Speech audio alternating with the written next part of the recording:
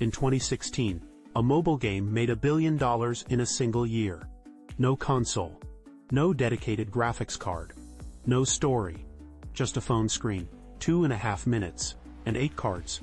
Clash Royale did not just become the biggest competitive mobile game ever made, it rewired how an entire industry thought about real-time multiplayer on a device small enough to fit in your pocket. Here are 18 facts about Clash Royale that will show you how deep the rabbit hole goes. Clash Royale launched to 1 billion users when Clash Royale launched globally on March 2, 2016. It had an unusual advantage. Supercell's previous game, Clash of Clans, had spent years building one of the largest mobile gaming audiences on Earth. Royale could tap that audience immediately.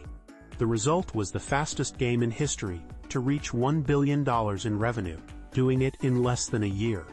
Within days of global launch, it had been downloaded tens of millions of times. It reached the top of the App Store charts in every major market almost simultaneously. No marketing budget in the world could have manufactured that kind of reach. It was built on top of 5 years of community loyalty from Clash of Clans. Supercell is a Finnish company that kills its own games. Clash Royale was made by Supercell, headquartered in Helsinki, Finland. Supercell's operating philosophy is famously unusual. The company actively kills projects it believes will not reach #1 in the world, even games that are performing well. Internal teams celebrate project cancellations with champagne, treating the decision to stop as a success rather than a failure. Before Clash Royale launched globally, it spent months in a soft launch, released only in specific countries like Canada, Australia and Hong Kong, where Supercell could measure real player behavior, balance the game, and decide whether it was worth releasing at all. The soft launch is designed to allow the company to kill the game quietly if it does not perform. Royale performed. The game was designed around a 2.5-minute clock. Clash Royale's core loop is unusually constrained for a strategy game. Each match runs for exactly 2 minutes and 30 seconds, after which it enters an optional 1-minute overtime if the score is tied, and then sudden death if still tied. Every single design decision, card costs, tower health values, troop speeds, elixir generation rate, is calibrated to make the 2-minute 30 format feel balanced and satisfying rather than rushed or slow. The clock is not just a timer. It is the central design constraint around which the entire game is built. Faster decks aim to run the clock. Slower decks aim to outlast it. The interaction between deck archetypes and the clock creates most of the game's strategic depth. Elixir is one of the most elegant resource systems in gaming, the elixir system, where both players generate 1 unit of elixir every 2.8 seconds, up to a maximum of 10, is the engine of the entire game. Every card has an elixir cost. Playing a 4-cost card while your opponent plays a 3-cost card puts you at a disadvantage. Every interaction in the game can be analyzed as an elixir trade. A positive elixir trade, spending less elixir than your opponent while neutralizing their push, is the fundamental unit of Clash Royale strategy. The system is simple enough that new players grasp it within minutes, and deep enough that high-level players analyze replays specifically to count elixir differentials. Supercell has never needed to change the core mechanics since launch. The legendary card rarity changed everything when Clash Royale launched. Cards came in 4 rarities: common, rare, epic, and the newly introduced legendary. Legendaries were the first card rarity in any Supercell game to be genuinely difficult to obtain, available only at higher trophy ranges or through rare chest drops.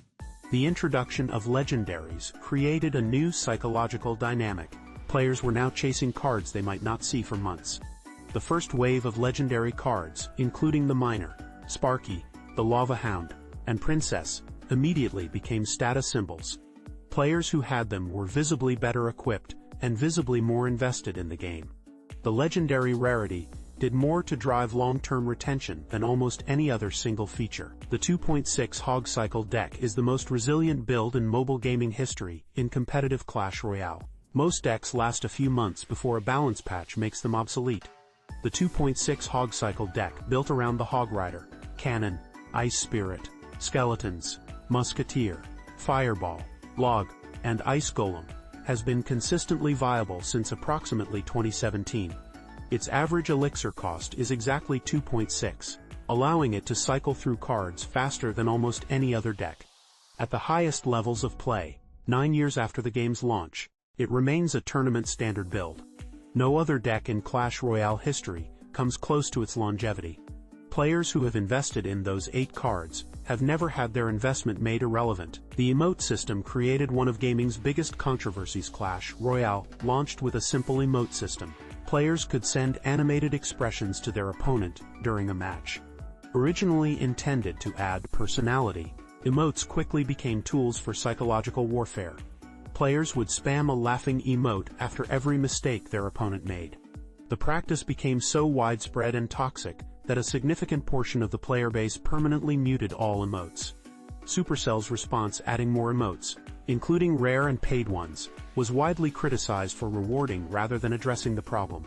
The emote controversy is studied in game design circles as an example of how a feature designed to create connection can be repurposed by competitive players into a tool of psychological pressure. The Clash Royale League was the first franchised mobile esport in 2018. Supercell launched the Clash Royale League, a fully franchised global esport with regional divisions across North America, Europe, Asia Pacific, Latin America, and China. Teams paid franchise fees to participate, and Supercell committed to multi-year structures with revenue sharing. This made it the first major mobile game to adopt the franchised esport model that leagues like the Overwatch League had pioneered on PC. At its peak, CRL finals were watched by millions of viewers. The league ran for several years before Supercell restructured its competitive format. At its height, it demonstrated that mobile competitive gaming could sustain an audience comparable to PC esports, a claim many in the industry had dismissed. Orange Juice Gaming changed how the world understood the meta among the many content creators who built careers on Clash Royale. Orange Juice Gaming, run by a creator known as Orange Juice or OJ, became the most important educational channel in the game's history. Where many creators focused on entertainment, OJ focused on explaining the meta, what decks were performing well, why certain card combinations worked, and how to read an opponent's deck from the first card they play. His tutorials were among the first gaming content to treat a mobile game with the same analytical seriousness typically reserved for StarCraft or Dota. At peak periods, his videos were viewed tens of millions of times. He shaped how an entire generation of players understood competitive mobile strategy. Clash Royale helped reinvent mobile game monetization for years. Clash Royale used a chest-based progression system where players earned new cards through timed loot boxes. The system was effective, but widely criticized for creating frustration and encouraging spending to skip wait timers. In 2019, Supercell introduced Clash Royale, a seasonal battle pass priced at $5 per month. It offered guaranteed card rewards, cosmetic items, and an improved progression experience for a fixed monthly price. The pass was immediately successful and widely credited as a more respectful monetization model. Other mobile games rapidly adopted similar systems. Clash Royale is credited by analysts with stabilizing Clash Royale's revenue at a period when the game had been declining, and with shifting the mobile industry away from pure loot box dependency. The 2v2 mode was one of the most requested features in gaming history for the first year of Clash Royale's existence. The game was entirely 1v1. Players and content creators spent months loudly requesting a team mode. In 2017, Supercell launched 2v2 mode, where 2 players share an elixir pool and play cards cooperatively against 2 opponents. The launch was one of the highest engagement events in the game's history. Within hours of release, play rates spiked to levels not seen since the game's launch week. The mode introduced an entirely new dimension of interaction. Players could build synergistic decks with a partner, compensating for each other's weaknesses in real time. It became a permanent game mode, and one of the primary ways new players are introduced to the game by friends. The World Championship Finals produced some of mobile gaming's greatest moments. Clash Royale's World Championship has produced several matches widely regarded as the most technically impressive competitive mobile gaming ever broadcast. The 2019 World Championship Final saw players executing precise card timings measured in hundredths of a second, reading opponent decks from a single card placement, and making strategic decisions in real time that commentators took minutes to fully explain. The players at the top of competitive Clash Royale operate at a level of pattern recognition and mechanical execution comparable to traditional esport titles. The gap between a casual player and a world-class player in Clash Royale is not smaller than in chess or StarCraft. It is simply less visible, because the interface is a phone. Card evolution transformed the late-game meta years after launch. Supercell introduced the evolution mechanic, a system allowing certain cards to be permanently upgraded into more powerful versions with altered abilities. The Knight evolution, for example, gains a shield on every other deployment. The Barbarian's evolution spawns additional troops. Evolutions are unlocked through a new progression layer, requiring dedicated resources to obtain. When introduced, evolutions immediately changed the competitive meta, as evolved cards offered power levels outside the existing balance framework. The introduction divided the community between players who welcomed the new strategic layer and players who felt it broke the game's long-standing balance. Supercell ran multiple balance passes in the following months to bring evolutions into line with established competitive play. Clash Royale demonstrated that mobile could host deep strategy when Clash Royale launched. The prevailing view in the gaming industry was that mobile devices were suitable for casual games, puzzle games, idle games, simple arcade mechanics. The idea that mobile could host a competitive real-time strategy game with genuine depth was not widely accepted. Clash Royale proved otherwise. The combination of the small card pool, the elixir system, the clock, and real-time play created a game that rewarded deep knowledge of matchups, deck construction, and in-game decision-making. Professional players studied it with the same rigor applied to StarCraft. Academics have used it as a case study in system design. It permanently changed the industry's assumptions about what was possible on a touchscreen. The balance team works with professional players as consultant Supercell has, at various points, brought top competitive players into the balance process, discussing proposed changes, testing new cards, and advising on whether adjustments will affect the competitive meta, as intended. This is unusual in game development, where balance decisions are typically made entirely internally. The involvement of professional players has produced better calibrated patches in periods when it was implemented, and noticeably worse ones when communication broke down. The relationship between Supercell's balance team and the competitive community has been one of the defining ongoing stories of the game. A tug-of-war between the design team's vision for accessible fun and the competitive community's desire for a fair and deep tournament game. The game has been declared dead dozens of times, and is still running from approximately 2018 onwards. A significant portion of the Clash Royale community has repeatedly declared the game dying, dead, or beyond saving. Revenue declined from its peak. Top content creators quit. The esport contracted. Player counts fell. And yet the game has continued to receive new content, new seasons, new competitive formats, and new players. As of the mid-2020s, Clash Royale remains among the top-grossing mobile games globally.